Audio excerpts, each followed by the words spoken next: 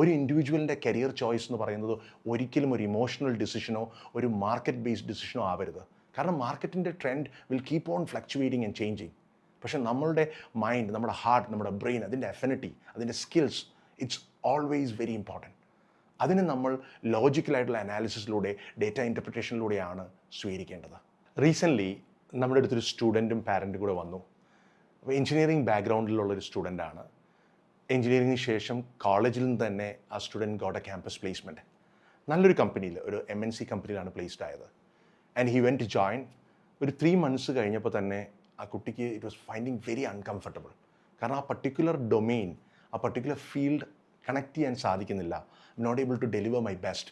Completely ഒരു blankness feel ചെയ്യുകയാണ് എന്ന് പറഞ്ഞാണ് നമ്മുടെ ഇൻസ്റ്റിറ്റ്യൂട്ടിൽ വരുന്നത്.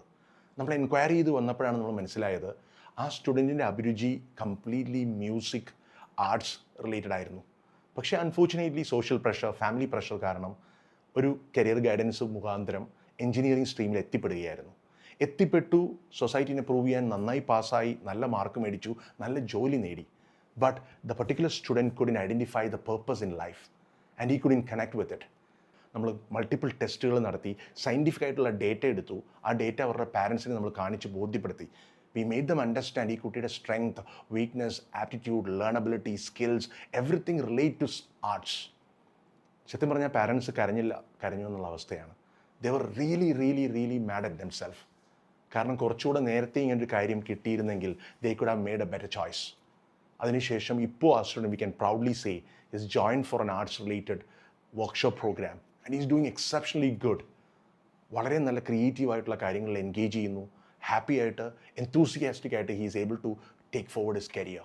So that is what is the importance of factual analysis of an individual. ഞാൻ വിശ്വസിക്കുന്നത് ഇപ്പോഴത്തെ ലേറ്റസ്റ്റ് നാഷണൽ എഡ്യൂക്കേഷൻ പോളിസി, ആ പോളിസിയിൽ ഒരു ഇമ്പോർട്ടൻറ്റ് മൂവ് ഉണ്ട്.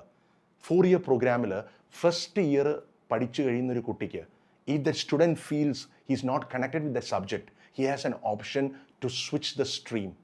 എന്തുകൊണ്ടായിരിക്കും ഗവൺമെൻറ് അങ്ങനെ ഒരു പോളിസി കൊണ്ടുവന്നിരിക്കുന്നത്? Because majority of the students are facing this issue. So I want every parents to think about it, every students to think about it. And I want you to support each other to take a decision based on factual data and analysis. Thank you.